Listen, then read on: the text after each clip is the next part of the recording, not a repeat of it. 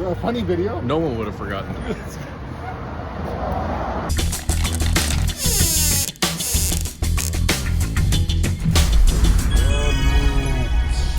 Last week. We are live, but we are also on tape. We are in the bowels of Lee's music. That's Chris Foulds. I'm Marty Hastings. This is Kamloops Last Week. Foulds, you doing okay today? You seem a little tense out there in the parking lot. You all right? Everything's good. Everything is as good as it can be. It's all right. Staff party this weekend. We were just talking about that. It's probably going to be terrible, though. It's going to be just a horrible, horrible thing. We just got our word from our boss about the big staff party. Actually, it's a Christmas party, but it should really be called a Christmas sort of wake or something. You got to basically dress in a bubble. Like you can't touch anybody. Well, we just got the emails. Yeah, you can have it's a buffet style dinner, which is kind of ironic since that we're in this plague era. But so you can go up to the buffet, but you can't visit another table. There's no dancing. It's basically Footloose with less fun. Yeah, it's not, and I have no date again. It's going to be a terrible night. Maybe we'll have to make the best of it. I guess. It's good that you don't have a date because you couldn't dance or do anything with your date. And if you ended up accidentally sitting down at different tables, you're chained there for the rest of the night. Like grade 7 dance style, probably kind of like thing, that. Yeah. Okay, holiday bear giveaway. Can you read that out? We got some stuff going on. Yeah, we got a holiday bear giveaway. We're partnering up with a bunch of merchants to give away these massive 5-foot tall holiday bears, which is 1 foot and 2 inches taller than Tattoo from Fantasy Island. So that's a big bear.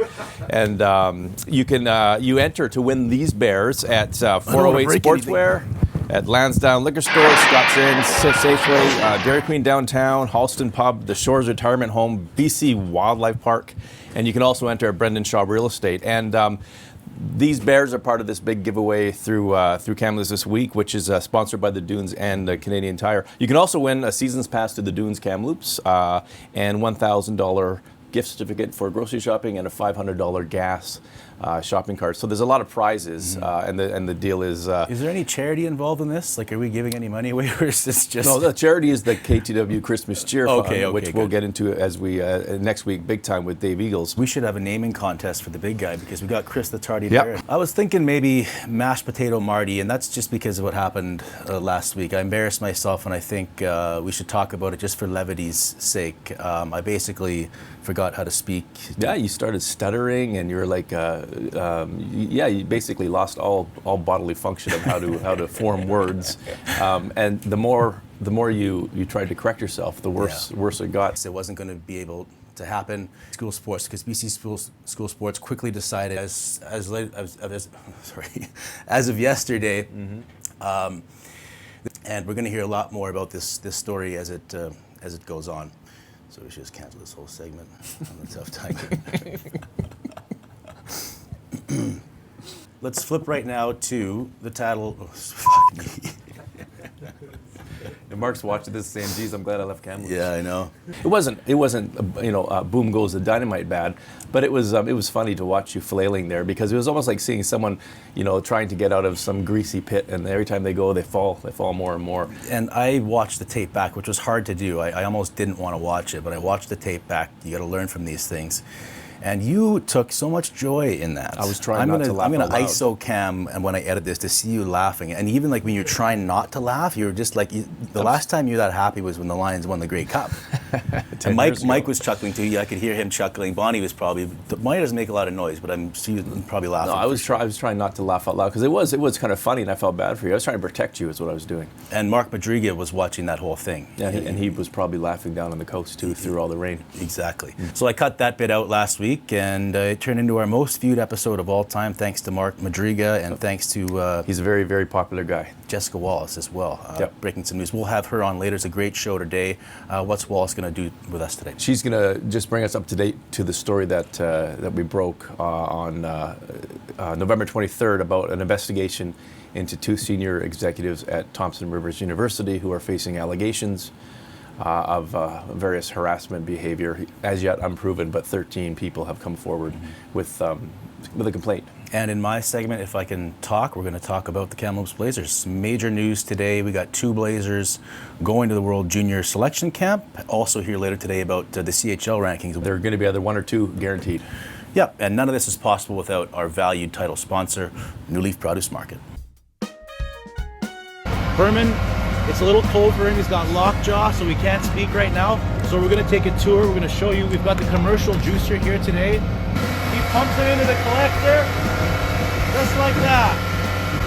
And then they go into the press right there, and they're washed a little bit. Pasteurized over here on the left.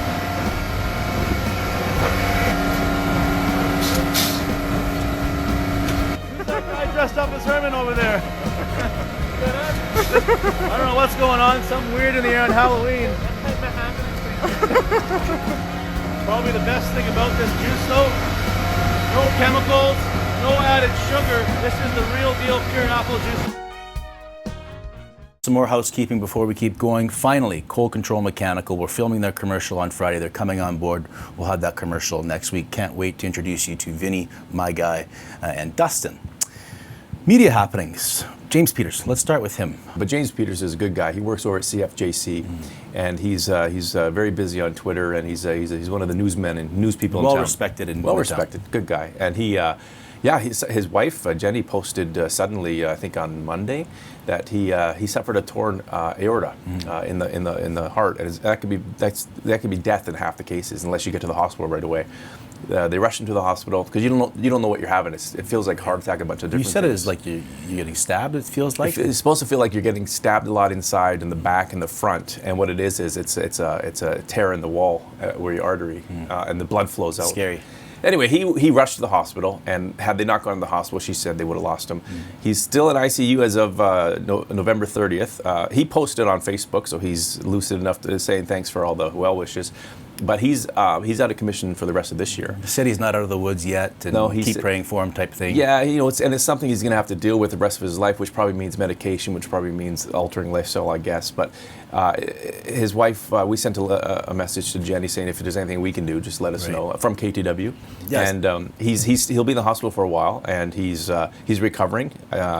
And it's really, really good news that he survived this, because it's a very serious thing. Yeah, we just wanted to give James our best from Kamloops last week. Yep. Howie Reimer moving on, Colton Davies moving on. Yeah. So Radio NL taking a hit, because these are two of their top guys. Big Howie, tall Howie. Howie is taking. He's the program director down at Radio NL. He was a longtime morning show host who recently went to the noon portion. But he's going to be succeeding Carl DeSantis as the head of the Downtown Kamloops Business Improvement Association. So they represent the businesses down there. Love Howie. Howie's such a nice guy. He's a good guy. He's a really good guy. And I was surprised as heck that he's leaving the media business to go and represent the Downtown Business Association. And his departure, he's going to start that job at downtown on January 4th. But they have a really good young reporter named Colton Davies. Really good, really like his stuff. He's very hardworking, very eager, good on the radio, good questions, smart kid. He's leaving to become the information officer, communications with the TNRD. Young Colton, I remember when he first showed up in town, he looked younger than he does now, which is hard to do. Yeah. And we called him Young Colton, very dedicated from the start. I think he was a Jon Keen acquisition, and really John took him under his wing. Well, and John knows his Colton's talent. kind of gone up the ladder. He's got the whole white picket fence life engaged, and now he's moving on to the TNRD. He is, so that's two big losses from the media. We always hate when people leave the media, especially when they go into PR. We call it going to the dark side.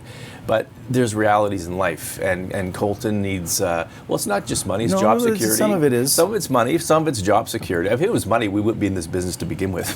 But it's job security, and job security in the media business across the landscape can be frightening. And I know it, you know it, we all know it. So I'm sure that he would rather be in the news, but you got to look after your family. You got to look after your future.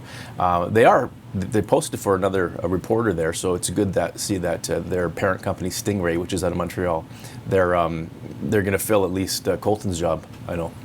Good luck to everybody involved. That's enough of the insider trading. Let's move on to Above the Folds.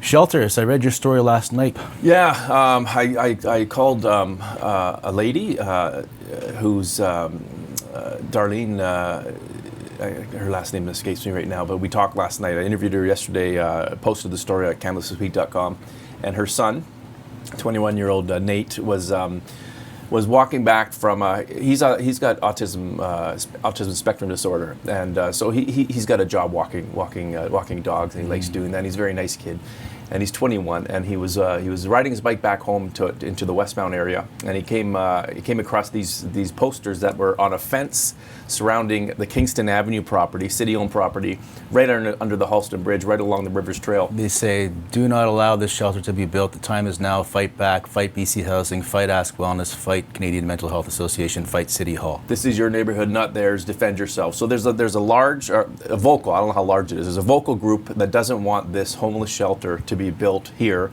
They fear it's going to impact the neighborhood negatively. And this family, this Nate Moats, they say it's a good thing to have these shelters. They say the homeless need to be sheltered during the winter. They don't like the stigma. They don't like the hate. So he stopped his bike and he started tearing down these notices that were plastered by opponents on the fence.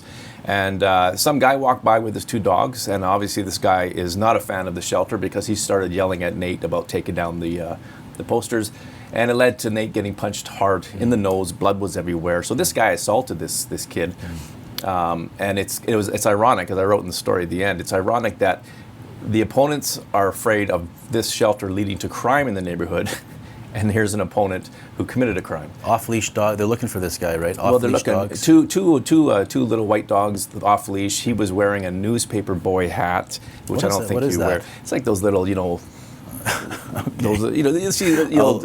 It's distinctive, I guess. Yeah, it looks like a little sham or whatever. What do you call those things? And he was wearing a camouflage jacket with black on it. Apparently, he walks his dogs there. They went out and talked to some neighbors. He walks his dog, along Rivers Trail, Schubert Drive, down toward westbound, almost every day at about 2. So I don't know how the police can't find this guy. Yeah. It should be pretty easy unless he stops walking his dogs for a while. It kind of ties into the bigger issue of divisiveness, and we've talked about the homeless and the housing thing for a while. Yeah, this story that we posted yesterday is just a microcosm of the issue of there's more than two camps. There's those opposed to this rigidly. There's those who are fully in support and say we need more of these, and there's people in the middle who say, yeah, we need these, but is this the right place? Or we need the most important thing, I think, is you need shelters for the homeless. Obviously, it's common sense, but I think you need more than just a place where people can sleep and then leave in the morning. You need supports. That's where the problem comes from. You don't need just a building with heat and beds. You need nurses, you need counselors, you need mental health counselors. You need people there to show people who want to get help. People say, I really want to come to the street. I want to beat this addiction. I want to beat this mental health issue. And if they're lucid enough to do that, and they want to do that, this is the first step. But there you need people to say, okay, here's where you go to get detox. And that's where the problem comes, because those who really want to get help, well, there's a waiting list. There's not enough beds for detox. There's this, that, and the other thing.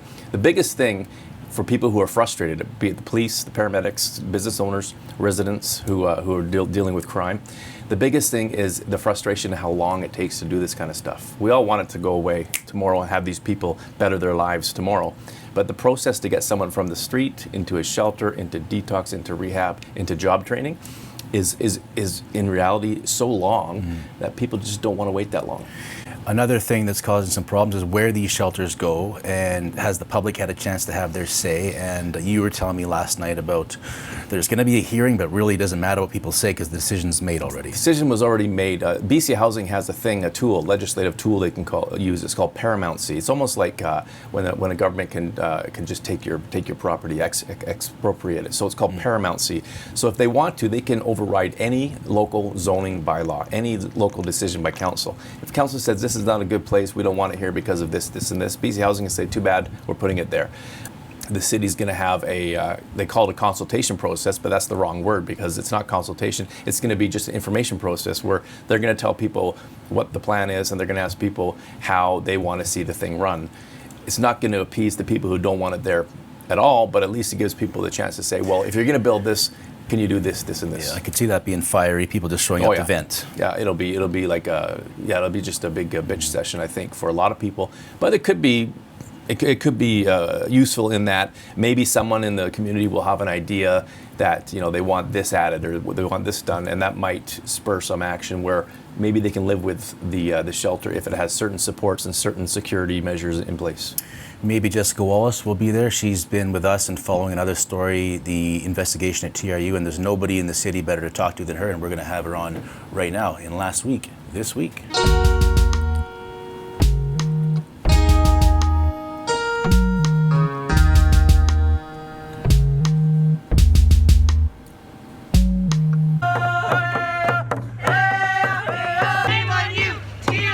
Hey guys, so I'm here covering the TRU protest. It's in progress right now. It's just wrapping up here.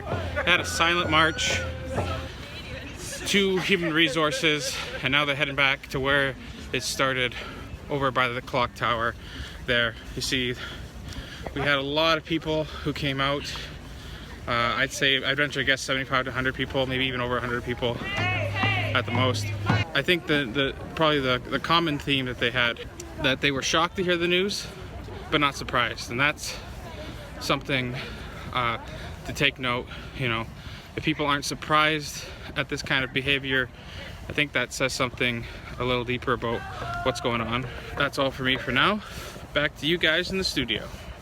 What were your takeaways from the march the other night? So a couple of days ago, TRU faculty and students marched from TRU's administration building in the clock tower on campus there to the HR building across campus, and had a moment or moments of silence, I guess, in front of the HR building to symbolize the silencing of victims that often happens, I guess, in cases such as the one that we are covering here. And there were more people than I would have thought. 80 to 85 people turned up. They were fired up. They had lots of signs, bit of a somber moment outside of HR, and just a bigger turnout than I would have expected. What were some of the messages they got across that you took away? So the TRU Faculty Association is adamant that they want Matt Milovick and Larry Phillips to be on paid leave right now, and that was the message that resounded at the march. Some people told me that they don't feel safe on campus with them remaining in those positions while under investigation for serious allegations. Again, we'll reiterate that these allegations have yet to be proven, but you have to understand that some people are still working, who have made complaints against these individuals are still perhaps working with them. And so, the sentiment was to put these two individuals on leave, similar to how I guess faculty would be treated in a situation like this, until the investigation wraps up. Yeah, we've heard from TRUFA, the union or the association that represents the faculty. Yeah, the overriding thing is Tara Lister told us that if a faculty member was facing the same allegations, they would be put on paid leave by the university. We've tried, and we're still trying, to confirm that and to get more information from the leader of the university, who is President Brett Fairbairn. And so far, all they've done is deal with this through statements, which is annoying to not just us, but the public. We've asked officially for an interview with the president to ask him that question and other questions about non-disclosure agreements and other stuff. Where are we with that right now? Trying to get Brett Fairbairn to agree to an interview with us. So as you said, we've requested an interview and would like to speak with him about some of the things that we've heard. We know that he issued a statement to staff after the story came out last week. However, we've tried to get an interview with him, and so far we have come up a bit dry. Yeah. I saw the quote about countless others had come forward. This is a question for Foulds and you. Have you had people emailing you? What's the feedback been like for you since the story has come out? Yeah, so Karis Campus is the TRU lawyer who spoke to us for the story, advocating on behalf of the complainants. And she told me at the march that since the story in KTW and also on CBC, since those stories have come out and other media have covered it since, others have come forward with their stories. I know I personally have received emails, messages on Facebook all over the place from people who are either A, telling me this is true, B, sharing their stories, or C, kind of, still hesitant to come forward, but, encouraging me to keep going in a sense. That's right. Yes, I've received emails, 2 phone calls from people who, one who works there and others who used to work there, who say that story is indicative of what they've experienced there as well, and they're not part of the 13 complainants who first came forward. So obviously, again, the allegations are unproven, but there seems to be a whole lot of people who have a whole lot of problem with the culture at True. And what's next for this story from our end? So I am aware that the TRU Faculty Association is planning to march again on Friday. I guess the Board of Governors is having one of their regular meetings. And so the march will occur outside of where they're meeting at the House of Learning. The investigation is expected to wrap up in early February, I think 2022. So, or at least the earlier part of 2022. So we will continue to cover that. If people come forward with more stories, we'll listen to them and hear their stories. And of course, we still want to speak with the president of the university. Okay, thanks, Jessica. Did you just get the email about our staff party? I didn't look at it yet, but I'm definitely excited for that. Yeah, well, you're going to have to dress in like a bubble because you can't touch anyone, you can't dance. You can't talk to anybody. You can't talk. You got to wear a muzzle, I think. So. And so it's like an Abbotsford in the 80s. No sex, it might lead to dancing. Well, I just hope that there will be wine and that will be good for me. There's wine. There's wine. That's always wine. We can go to my couch for the after party. Thanks for joining us, Wallace. Good job today. Thanks, Marty. Thanks, Chris. We can't get into some of those specifics that we No, received. we can't, because there's a lot of legal reasons with respect to allegations and the specifics of which, he said, she said, and that kind of thing. But we did write about the broad, because the broad allegations that just the bullet points, anti-Indigenous sentiment, harassment, sexual harassment. That's all outlined in the complaint that was sent by these 13 current and former employees to the Board of Governors that they're now looking into right now. We can get into specifics when we're talking about the Kamloops Blazers, and we will in the Title of Hastings.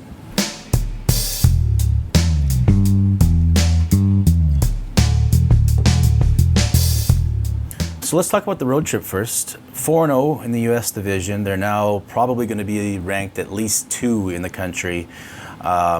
This team is the real deal, and there's some excitement in the city right now about the Kamloops Blazers. Yeah, there is. It's online. It's in the community at the games, which are going to be now full, which is good. 100% capacity. Yesterday, Interior Health. Yeah. As of December 1st, capacity limits are lifted. So now the Blazers, if they want, they can welcome 5,800 people into the Sandman Centre to watch the team. The team's amazing. I mean, I remember the start of the season, at the start of this show, we were talking about the Blazers, and I think Jon Keen was on at one point, and we had someone else on, and yourself. You mentioned that they've been good for a number of years now, 2 or 3 years, but they've been, unfortunately, COVID stopped their run to a possible cup appearance. But they, it's unusual to go have the 2 years they did and then continue on. And it's usually a down cycle. And you mentioned they're young still, so you could see them being up there that good in a year or two. But they seem to have not missed a beat, and it's really amazing. I mean, it's great drafting, it's great scouting, it's great coaching, and great goaltending. And we're going to talk about that right now. Before we do, actually, the World Juniors selection camp announcement this morning. Dylan Garand's going back. He's already made the team. They're not making any goalie cuts. 3 goalies, and he's one of the 3. And he'll be competing to start. He wants to start. Logan Stankoven, the other big news, he's going to the selection camp. We're going to hear from him in a second. But let's talk about the goaltending. Dan De Palma, the goalie whisperer himself, very vocal in the press box. He's entertaining, especially on the road. He'll speak his mind, especially toward the officials. But his value is he is trusted by this team and trusted by the goaltenders that he deals with. And I think it's been a decade now of great goaltending for the Kamloops Blazers. And of course that has to do with scouting and drafting, but it also has to do with Danny De Palma, who is the goalie whisperer. Pivotal time now for the club. Dylan Garand, he's going away for probably 9 games if Canada makes Yeah, no number one goalie for 9 games. That's a big test. Right. So now Dylan Ernst, they've been grooming him. They drafted him and grooming him to be the successor, and now he's got this window to say, I can be the guy now, I can be the guy next year. And we're going to talk to Dylan Ernst and Dan De Palma and Dylan Garand right here. There was an opportunity now to start preparing for a chance where he would have to pack the mail. So, we started talking about it in the spring. You can't make up confidence. Confidence comes from doing something that you didn't do yesterday, right? So, and I think from the team's perspective, they look at Ernie, they see him improving and doing things that he didn't do the day before. And I think from his own, eyes looking out, he's feeling that too. So I think the confidence is growing. I'm feeling really confident about my game right now. Getting those starts and playing well gives me a lot of confidence going into these games, and I feel like I'm gonna play my best, win Grandies, and give my team a chance to win those games. I feel like my first year was kind of eye-opening kind of thing where you're like, oh my God, I'm on the big stage, stuff like that, so much attention from the media and things like that, and you're kind of worried about your roles and stuff like that, and having that experience and not winning, getting to win the gold is when you go through all that, you learn that is the most important thing. So hopefully going back there this year, the only thing that I'm concerned about and focused on is bringing back a gold medal, and that's it. Did you know that Dylan Garand has a nickname? No. Woody. He looks like Woody from Toy Story. Oh, from Toy Story. Okay, Yeah. I was thinking Harrelson, but yeah, Woody from Toy Story. Okay, sure. Yeah. It actually works pretty well.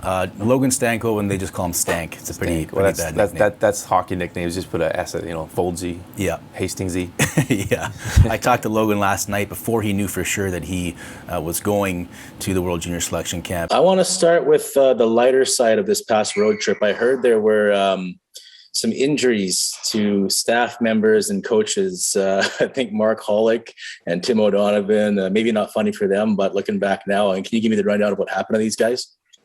Yeah, so I think we were in Seattle, I believe. It was our second game of the road trip. We had a tough time. I think it was in the first or second period. We had a tough time getting the puck out of our zone cleanly. So Holly really wanted us to, I guess our defensemen, not really the forwards, but the defensemen, to use the glass, right? Funny enough that it was towards the end of the game there. I think it was one of our D-men used the glass to get the puck out, and it took a weird hop off the glass and actually went up in the air and hit Holly right above the eye. So it cut him pretty good. He's still got his stitches in right now. So I guess after the game we had a good chuckle about it, and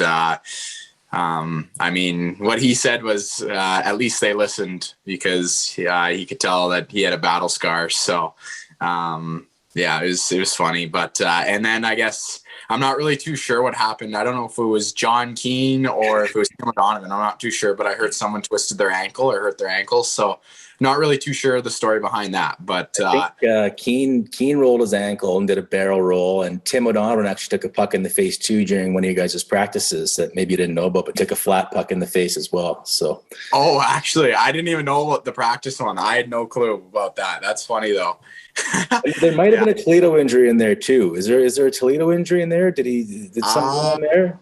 Not that I know of. No. Maybe I'm making that one up. We'll have to get to the bottom of that. But you've got the Hockey Canada shirt on right now. Are you foreshadowing?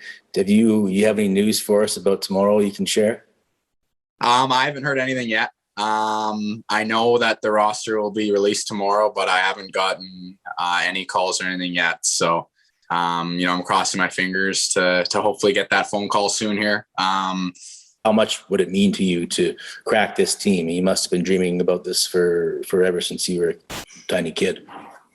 Oh, totally. It's the classic, I guess around Christmas time, hanging out with the family, sitting down on Boxing Day and New Year's Eve and watching those great World Junior battles between Canada and USA or Russia.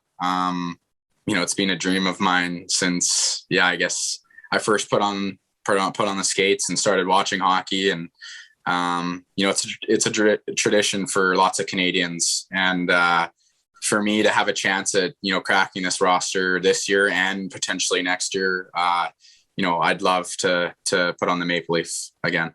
Finally, we get the news today that 100% capacity back at the Sandman Centre. It's going to be unreal, especially on such a special night, I guess, you know, honoring Don Moores and the legacy that he left, you know, our organization with, you know, a great human being and a great person. So, you know, we want to go out there Saturday night and, you know, make him proud, because I know, you know, he's watching over us, and, you know, he'd be happy for us to get a win for him. Yeah, Donnie Moores was, when I first came to Kamloops this week and walked into the office on Dalhousie, Donnie Moores was the president of Black Press North, so he was in charge of all the papers from Kamloops North, and so he was like, you know, second or third from the David Black, from the owner. And he had the office. When you walk into our office, he's publisher on the right, he was on the left. And I remember first meeting him and asking if he can cover part of my my moving expenses up from the coast. Did he say yes? Well, Kelly Hall, our publisher, he said no. But Donnie Moores, I think he cut me a check for 40% of it, which is pretty good. And then you know, sometimes during your work home life, you have issues. You know, we were missing the coast. I was going to leave. There was issues with my dad's health, and anyway, I was going through some turmoil, as I often do. I'd go to talk to him, and he would close the door. No matter how busy he was, he'd close the door, shut the blinds, and say, "What's going on?" And he wouldn't really give you that sort of, you know, awe-inspiring advice, but he would say a certain thing here or there that would kind of nudge you in the right direction. So he more than anyone kept us in Kamloops, which I'm glad I'm here. And I think, Bonnie, we have a Donnie Moores slide. Yeah, that one right there. That's Donnie Moores right here. Yeah, that's during one of the McHappy days, I think. So he was always in the community. Also, Pat O'Donovan, Tim O'Donovan's younger brother. Oh, yeah. Skinnier back in the day, but anyway, go ahead, Donnie Moores. Yeah, and no, he was just a good ear, a good mentor to people, and he was always there. Like he was the big guy. He was the president of the company. So, but the amount of time that he would give you, or just come and say hi, how you doing? He's just a good guy. I went to his celebration of life, and those things are generally touching. This one was especially touching, especially because of the family. He was a family guy, and I caught up with his granddaughter, Aleeza Courtney, and here's a clip of that interview right now. He means so much to our family. He always jokes to all of us about how he was always such a big deal, and it's not that I never believed him, because I knew he was a big deal, but I just didn't realize until recently, he knew the whole entire city of Kamloops. He knew everybody, and everybody loved him so much. He had the greatest sense of humor ever. He was so funny. Every time he walked into a room, he was just like, "Hey, how's it going?" making everybody laugh, and everybody just really enjoyed being around him, so I miss him so much. We all miss him so much. It's different without him around. So Saturday night, it's Blazers, Rockets. They're back home for the first time since November 12th. Yeah, December 4th, and it's they're going to tribute to Donnie Moores, the much loved and much missed COO and president. You going to go to the game? Yes, I think so. Okay. Well, we'll see you on Friday night. We want to thank our sponsors as well. New Leaf Produce Market, Cold Control Mechanical, Holiday Bear Contest is well underway. And that's it for us today. We'll see you last week.